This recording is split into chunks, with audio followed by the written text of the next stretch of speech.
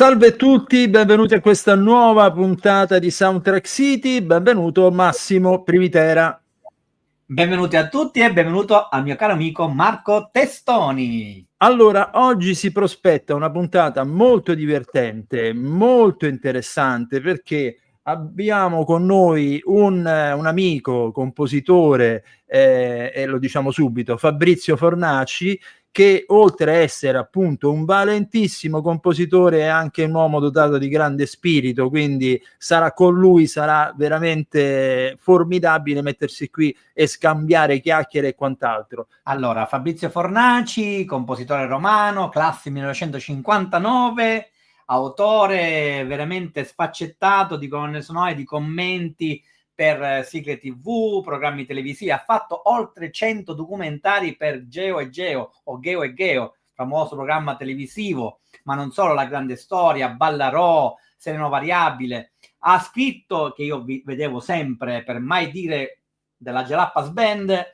le famose serie Sensualità a corte di Marcello Cesena. Chi se le dimentica? Io veramente impossibile. Ma non solo, lui ha lavorato con un grandissimo artigiano della storia del nostro cinema di genere, Gio D'Amato alias Ariside Massaccesi, e con lui ha curato molte colonne sonore, oltre una ventina.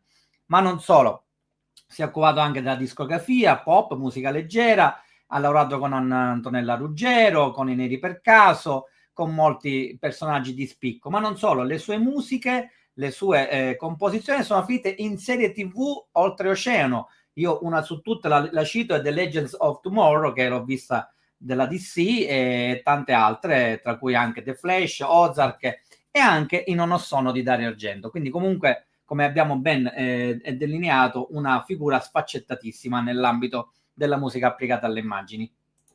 Allora io direi di farlo entrare senza alcun indugio. Eccolo qui, ciao Fabrizio. Buonasera, grazie a tutti, buonasera a tutti quanti, buonasera a voi e grazie Marco, grazie Massimo di avermi invitato nella vostra Soundtrack City. È il minimo, voglio dire, che possiamo fare, anche perché, ecco, Massimo ha parlato di una tua storia, di un tuo percorso sfaccettato, poi tu sei proprio l'eclettismo fatta compositore, perché come un po' quelli della scuola di quegli anni, in sostanza, dico bene? Sì, erano anni dove insomma c'erano diversi campi dal punto di vista musicale dove si poteva trovare delle varie soddisfazioni, insomma, si poteva lavorare sia nel campo della discografia che nel campo della musica applicata, insomma, cosa che oggi invece è un po' più difficile in tutti e due i sensi, insomma, sia la discografia che la musica applicata. Come ti ci sei avvicinato al mondo della musica applicata alle immagini? Allora, la musica applicata alle immagini mi ci sono avvicinato grazie a un mio amico che era Piero Montanari, che purtroppo non è più con noi, che mi chiamò un giorno per collaborare ad una sigla che stava facendo e ci inventammo questa sigla che era di un programma della Rai che si chiamava Totò un altro pianeta e facendo un pezzo si chiamava Totò Rap, con le varie frasi prese dai film di Totò e messe a rap. Siccome io all'epoca stavo lavorando con un gruppo che si chiama gli AK47, che era un gruppo rap, una costola degli assalti frontali, che erano quei gruppi rap dei primi anni 90 che suonavano nei primi centri sociali, insomma, no? E avevo fatto con loro un disco su Silvia Baraldini, che era quella prigioniera che era stata presa in America per terrorismo, è stata per tanti anni. E Piero mi chiamò, mi disse: guarda, senti, io devo fare una sigla per una trasmissione televisiva, ti va di farla insieme? E così troviamo un'idea, una cosa, e così troviamo quest'idea del Totò Rap, e che andò, ebbe un successo, facevamo anche un disco insieme, poi un disco con tutte le 4-5, un mini disco con 4-5 brani sempre su Totò. dell'RCA, era l'RCA all'epoca c'era ancora l'RCA a Via di Sant'Alessandro a Roma, no? A Tiburtina, sulla Tiburtina, sì. Esatto. E poi da lì cominciamo a collaborare insieme e conobbi appunto Aristide Massaccesi e devo dire che insomma che è una persona veramente eccezionale dal punto di vista anche umano, non solo dal punto di vista... Ma ne parleremo di questo più avanti, ne parleremo. Non ti sembra, caro Fabrizio, visto che abbiamo la stessa età, sì, di aver vissuto la golden age del cinema italiano, solo che non ce ne siamo resi conto? Sì, forse la Silver Age può darsi. La Silver Age, sì, la Silver Age, è vero. La Silver, sì, sì. Insomma, in quegli anni ancora si faceva il cinema come si faceva una volta, perché poi il cambiamento c'è stato verso metà degli anni 90, che sono cominciate ad arrivare le tecnologie sul computer, Avid, vari programmi io tutti i film che ho fatto precedentemente l'ho fatti con Moviola e Pressa Catozzo, se vi ricordate bene. Sì. Tagli, Pressa Catozzo, statico, metti lo statico, leva il statico. Poi parliamo di che cos'è il Pressa Catozzo, che è una delle cose più belle. E questo purtroppo, vabbè, già l'ha detto Massimo Prividera, però purtroppo denota la mia età. Guarda che siamo in maggioranza oggi, quindi, quindi una bella classe di ferro. Senti caro, io andrei invece a parlare di una parte rilevante della tua produzione musicale, ovvero quella per i documentari. In qualche modo l'ha anticipato già prima Massimo a proposito di Geo and Geo, ma in realtà c'è molto altro. Io qui vedo dei titoli ancora vivi, la storia del Bar Boom Band del 2015, Metamorfosi sempre del 2015. Secondo te qual è l'approccio giusto come compositore per lavorare appunto su questo particolare tipo di produzione audiovisiva, cioè il documentario? Beh, il documentario, anzi io parlerei di i documentari, perché poi come nei film ci sono generi diversi di documentari. C'è il documentario che può essere quello storico, quello naturalistico, c'è il documentario come quello di Porno e Libertà più sociale, che affronta temi più sociali e perciò c'è un approccio un po' diverso rispetto al film, perché il film ovviamente ha dal punto di vista della musica c'è un approccio più la musica è più drammaturgica all'interno del film, deve creare emozioni, deve sottolineare magari i caratteri dei personaggi, le situazioni. Il documentario magari la musica è un po' più discreta, diciamo, deve essere in certe parti, può essere anche protagonista, perché ci sono magari documentari dove c'è anche un largo spazio dato alla musica, ma in certe altre parti deve un po' accompagnare quello che è il commento parlato. La voice over, praticamente. La voice over, esatto, la voice over del documentario. Però ci sono anche occasioni. Certo, un documentario come, che ne so, con Gianni Scazzi di Goffredo. Vabbè, lì. lì, anche perché so che che con Gianni Scazzi la realizzazione è durata anni, quasi mi sembra veramente una marea d'anni proprio. Decennio, se non mi ricordo male. Appunto. Senti, ma tu che sei anche un personaggio internazionale, non so che tra i film che di cui hai curato la colonna sonora c'è questa commedia messicana che spero di pronunciare bene, Quarentones, esatto, sì. Vedi? Però di un regista italo-americano, no, un regista italiano, anzi pugliese, sì, che si chiama Piero Pieno, sì, che si è trasferito. Io ho già fatto un film con lui qui in Italia. Sua moglie è messicana, si è trasferito appunto a Città del Messico e lì ha cominciato la sua attività sempre di regista nell'ambito però delle produzioni messicane. E lui dal Messico mi ha chiamato perché era rimasto soddisfatto del lavoro che era stato fatto nel film, il suo primo film. E mi ha detto: guarda, io sto facendo un film e mi piacerebbe fare che tu facessi la musica. Io lì per lì sono rimasto un po' così, dico: ma siamo così distanti. Poi era sotto il Covid e perciò c'erano diverse difficoltà. Io non potevo andare in Messico perché mi ha detto: se vieni in Messico, ma dico, come faccio col Covid? Ma c'è, insomma, poi voglio dire, io ho un team qui a Roma, insomma, di solito uso i musicisti qui che conosco, andare lì sarebbe stato un po' troppo complicato, insomma, non conoscendo poi bene la lingua, ma poi era impossibile perché c'era il Covid e tutto quanto. Ho detto, vabbè, proviamo a farlo a distanza, che ti devo dire, insomma, facciamolo così, e tanto ormai in certi casi si lavora così. Devo dire, però è stata un'esperienza abbastanza molto interessante, perché poi insomma ci confrontavamo, ecco, facevamo delle riunioni video a distanza, vedevamo il film. L'unica cosa è quando dicevo sto facendo un film messicano, dicevo ma sui Narcos, no, che quando dici messicano è come noi all'estero magari siamo, gli italiani sono conosciuti come mafiosi. Poi continuano, perché Emilia Perez, anche se non è messicano, è francese in realtà, però alla fine sempre lì si va a finire. Cioè che...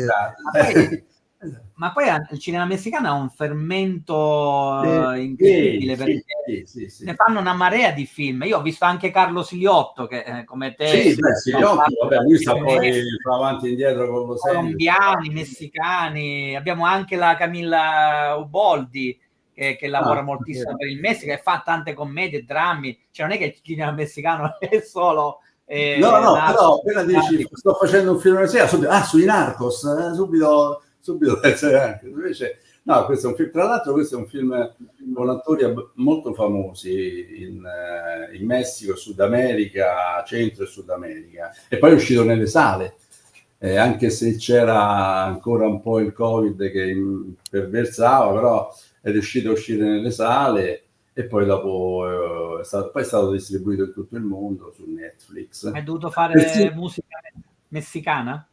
No. Il regista voleva l'ukulele. Beh, c'è stato un momento che l'ukulele, se non mettevi l'ukulele, insomma, era fondamentale, come il duduk, come per un periodo il duduk. Quindi... Esatto. Io addirittura ho prodotto un disco di un trio di ukulelisti. Sì. Era un disco molto simpatico, era un disco molto ironico, e gli diedi il titolo di A qualcuno piace piccolo, per il doppio senso, nel senso, uno per il senso che l'ukulele è piccolo come strumento, e l'altro perché a qualcuno piace caldo, Marilyn Monroe suonava l'ukulele. Certo. Ma cantato in italiano? Cantato? Sì, cantato in italiano.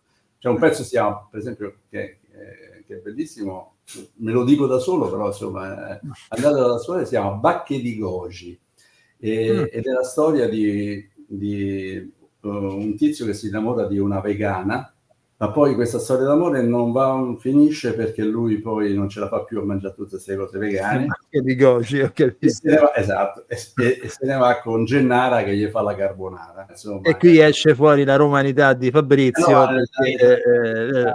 Senti, il titolo di questo disco, di questo tuo lavoro, mi dà agio di entrare in un capitolo della tua vita professionale, che praticamente abbiamo scoperto io e Fabrizio che in qualche modo, anche se da altri punti di visuale, abbiamo condiviso. Ovvero, io sto parlando degli anni 80, 90, però in realtà si partiva anche prima, dei cosiddetti il cinema erotico, che poi è diventato commedia sexy all'italiana, che poi è diventato il decamerotico, che poi è andato a finire anche sul cinema porno in sé. E quelli erano anni in cui molto diversi da quelli attuali, molto diversi. C'era diciamo così un'ubriacatura di libertà sessuale che adesso si è un po' persa. Addirittura in questo momento anche scene di nudo non sono più così frequenti come erano allora. Io voglio ricordare che in qualche modo ci sono anche dei film d'autore dove c'è dentro del sesso esplicito. Uno, prima di tutti, L'ultimo tango a Parigi, musiche di Gato Barbieri. Ma qualche anno dopo, nel 1986, Diavolo in corpo, film diretto da Marco Bellocchio, musiche di Carlo Crivelli. E quindi cominciamo già a vedere dei nomi altisonanti. Non si può parlare di di cinema porno evidentemente, ma dove c'erano scene di sesso esplicito. Qualche anno prima, nel 1964, c'è stato il film di Andy Warhol, Blow Job, anche lì quello era un film muto, in realtà non c'era musica, ma c'era la faccia, il primo piano di un personaggio che la diceva lunga su quello che stava accadendo in quel momento. E poi via via, ecco, io potrei parlare di alcuni titoli che ho tirato giù della commedia sexy all'italiana. Quel gran pezzo dell'Ubalda, tutta nuda e tutta calda, 1972, musiche di Bruno Nicolai. Canterbury proibito, 1972, musiche di Bruno Zambrini. La poliziotta a New York del 1981, musiche di Berto Pisano. Emanuele Nera, musiche di Nico Fidenco. Suor Emanuele di Stelvio Cipriani, fino ad arrivare poi agli erotici come La chiave di Tinto Brass, musiche di Ennio Morricone. Bambola del 1996, Bigas Luna, musiche di Lucio Dalla, Marco Bertoni ed Enrico Serotti. Cioè, voglio dire, stiamo parlando di una fase che dal punto di vista proprio anche musicale è stata veramente molto importante. E qui finisco, vado a me, la mia confessione è che io lavoravo in un cinema, gestivo un cinema, ero ragazzo, lavoravo alla cassa e i fine settimana si facevano film per tutta la famiglia, mentre la parte centrale della settimana, siccome non c'era modo di far venire più la gente al cinema, una volta si sdoganò il cinema porno e vi assicuro che c'era un pubblico che la cosa bella di quegli anni, io mi ricordo che all'apertura non vedevi nessuno, non c'era nessuno davanti al cinema, non c'era nessuno, aprivi le porte e uscivano da tutte le parti praticamente. E l'altra cosa assai divertente è che a Roma, poi adesso ne parlerò, Roma era un po' la capitale dal punto di vista cinematografico, della produzione del cinema e anche della distribuzione, per cui in sale di post-produzione come ad esempio la Fono Roma, che esiste ancora, si potevano missare film altisonanti di registi altisonanti e nella sala a fianco si missavano i film porno. C'era a Roma una zona nei pressi della stazione Termini che si chiamava proprio in gergo zona, dove c'erano tutte le case cinematografiche, sia quelle tradizionali che quelle porno. Quindi chi andava lì, come nel mio caso, a prendere le pellicole che si chiamavano pizze, che poi andavi, le davi al proiezionista, quindi ci trovavamo spesso anche a affittare e noleggiare appunto le pellicole porno, che si chiamavano in gergo anche, come il termine si chiamava, lunghi, i film lunghi. Perché? Perché le scene, diciamo, quelle vestite cambiavano, ok? Ma quelle, diciamo, quelle più nel dettaglio erano magari riciclate da altri film, quindi tanto, e quindi si chiamavano lunghi perché quello che succedeva è che cambiava la trama e quando si andava al dunque ritornavano le scene, voglio dire, di sesso esplicito che magari stavano pure su un altro film. Ecco, allora io chiedo a Fabrizio un ricordo di quegli anni e soprattutto come ci sei entrato appunto perché tutto avveniva in maniera molto naturale poi alla fine. Sì. Beh, un ricordo di quegli anni era un ricordo di anni veramente divertenti, devo dire. Sono amato con Aristide, con Piero Montanari, pure, con cui facevamo insieme le cose. Ma io mi ricordo, a proposito del racconto che facevi tu, che c'era un cinema molto famoso a Roma, che si chiama il Mercury, se non mi sbaglio. Quello vicino al Vaticano, per caso? Esatto, quello vicino al Vaticano, che era, io sono andato diverse volte con gli amici, perché era come l'avanspettacolo era. Sì. Il cinema era strapieno, gente in piedi, c'era gente in piedi, mi ricordo. E poi, come dicevi tu, ci stavano queste scene, non so, una volta c'era una coppia che era una coppia di bianchi normali, e poi nella scena di sesso si vedeva uno di colore, che non si sa che c'entrava. E perciò con Gio D'Amato, niente, ci siamo ritrovati là a lavorare, che poi insomma la lavorazione dei film, sia erotici, che era una lavorazione identica ai film normali. Cioè c'era si giravano, si montavano in pellicola, si faceva la musica, si faceva il doppiaggio, si andava in sala di mix, si faceva il mix del film, si montavano i rumori, i suoni, tutto come un film dei circuiti normali cinematografici. E poi questi film uscivano in cinema, ma uscivano in cinema di prima visione, non in cinemini di terza categoria. Io mi ricordo che ci sono stati film come per esempio Chinese Kamasutra, che ti dicevo, che ha incassato più di 1 miliardo, 1 miliardo e 2 all'epoca, che stava al cinema Quirinale, a Via Nazionale. Oppure alle Urcine uscivano alle Urcine, poi venivano distribuiti in tutta Italia e all'estero, ovviamente. All'estero c'era una grande distribuzione, c'era una grande richiesta di questi film, perché poi Gio D'Amato, Aristide era molto conosciuto, veniva da una lunga carriera di film di genere, ha fatto tutti i generi praticamente, perché dal western al film di guerra, al film di fantascienza, all'horror, insomma era un grandissimo professionista, un grandissimo artigiano, uno che il cinema lo conosceva proprio, ce l'aveva sulla punta delle dita, lui era uno che doveva girare per forza film, no? C'è tutta la fase cinese dei film, no? Che quella aspetta, ce la devi parlare, quella, perché è molto interessante. Senti, io invece ti chiedo una domanda, siccome anche qui mi sblocchi dei ricordi. Io mi ricordo che stavo alla cassa e studiavo all'università, e quindi stavo lì con i miei testi d'esame all'università, che era storia del teatro, mentre dietro la tenda in platea accadeva l'ira di Dio, e io sentivo chiaramente l'audio. Ecco, in questo senso non mi voglio soffermare sull'audio per quello che riguarda il doppiaggio, eccetera eccetera, ma per quello che riguarda la musica, perché è molto interessante fare un lavoro, oserei dire quasi musicologico. Un periodo c'è stato, diciamo così, delle musiche insomma un po' alla Je t'aime non plus, per cui sentivi questi organi e via dicendo. Poi c'è stato il momento che sembrava un po' black exploitation, con questo sax che stava da tutte le parti. Dopo si è evoluto addirittura, a volte ho sentito anche colonne sonore, non voglio dire da camera, ma qualche cosa del genere, e poi l'elettronica e via dicendo. Ecco, mi spieghi che tipo di approccio avevate proprio alla musica? Sì, io ti spiego. Guarda, io tutti i film che ho fatto con Aristide erano film in costume. Poi il costume se lo toglievano, vabbè, però questo è un altro dettaglio.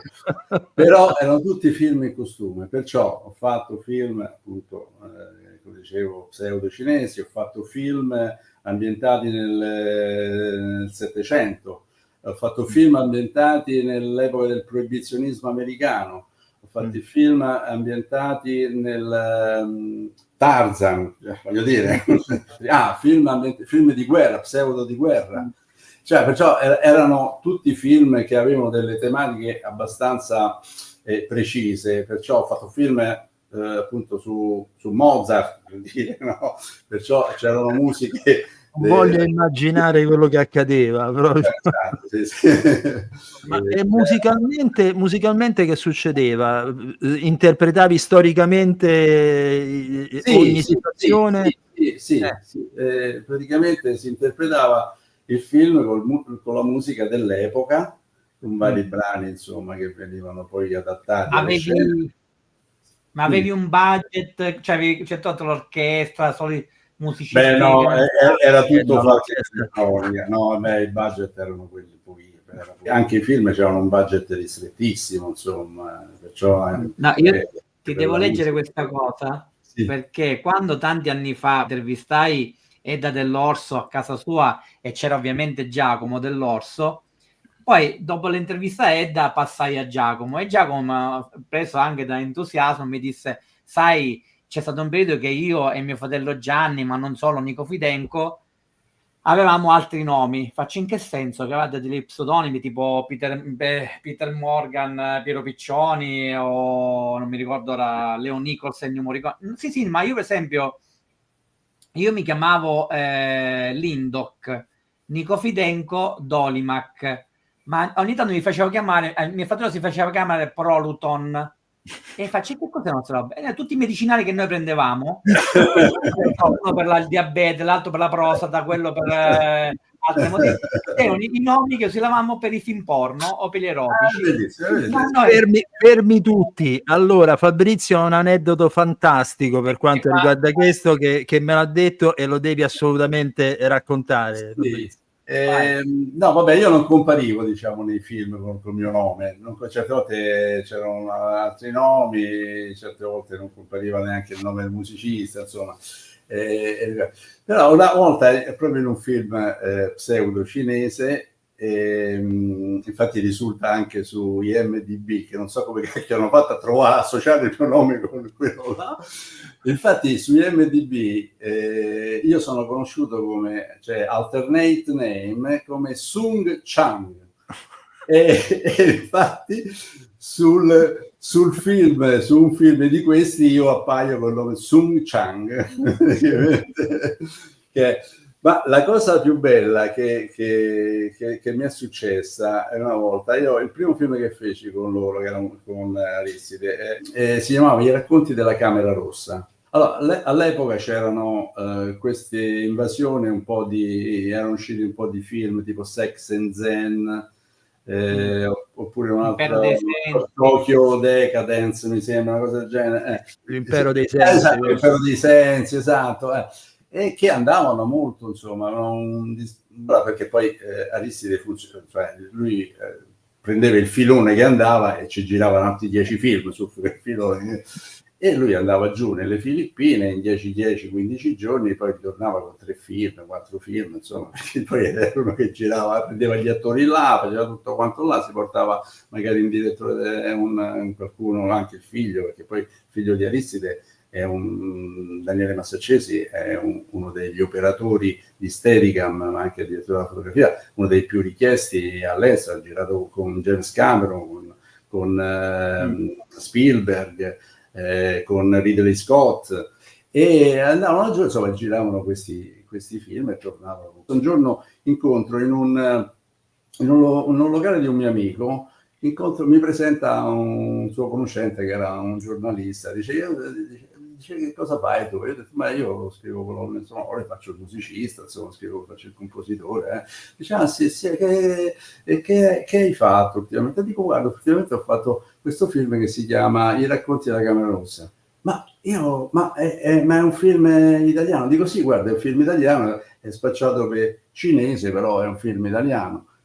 No, perché io ho scritto una critica, poi anche positiva, di questo nuovo regista cinese, che poi era Aristide Massaccesi con nome cinese, e perciò è rimasto un po' male, nel senso perché ho detto, guarda, è un film girato da tutti gli italiani nei Filippine, perciò insomma.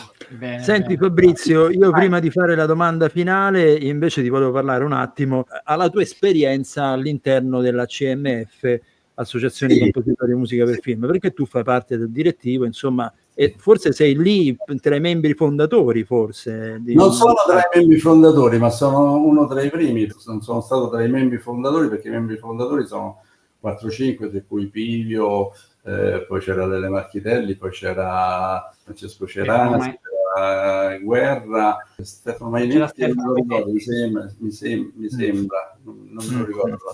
Ecco, la domanda infatti che ti volevo fare è una tua opinione, cioè sappiamo che questo tipo di associazioni qualche anno fa, qualche decennio fa, erano tutte naufragate, perché non ci si riusciva a mettere d'accordo tra compositori, e da quanto ne so io in Europa non è che ce ne sono moltissime, e sicuramente la CMF è quella numericamente credo più importante dal punto di vista di quello che si rappresenta. Secondo te, come mai?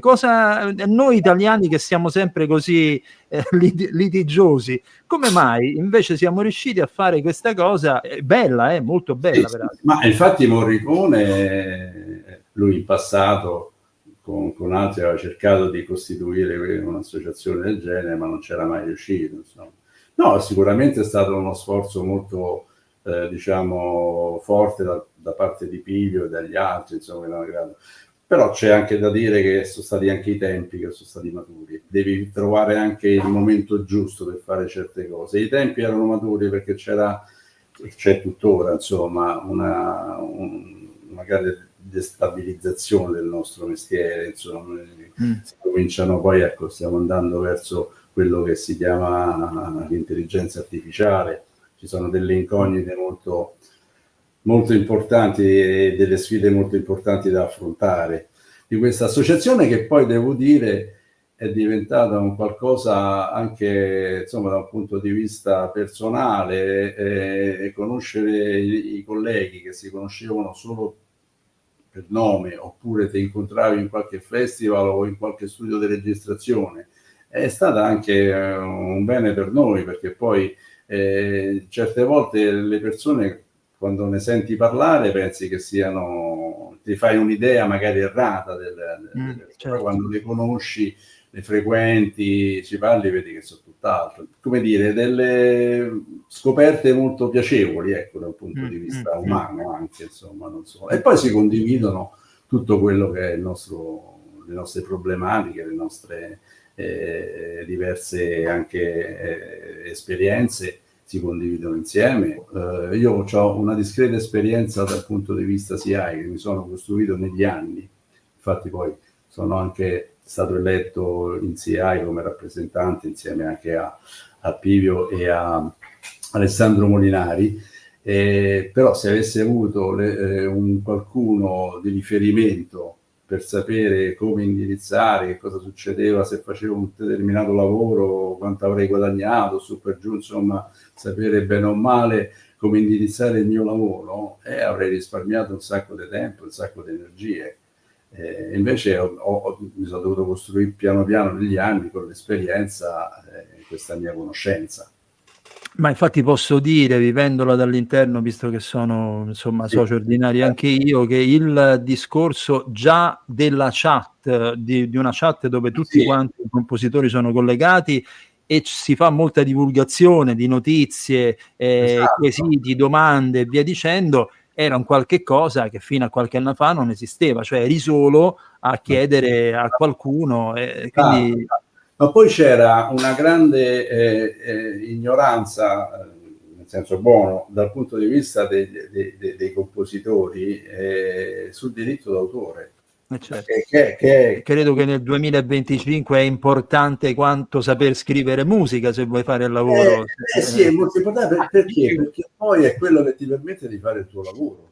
Sì. Se stai col pensiero che devi pagare la bolletta e non c'hai i soldi, che devi pagare il mutuo e non c'hai i soldi, anche il tuo lavoro ne risente. C'è stato un grande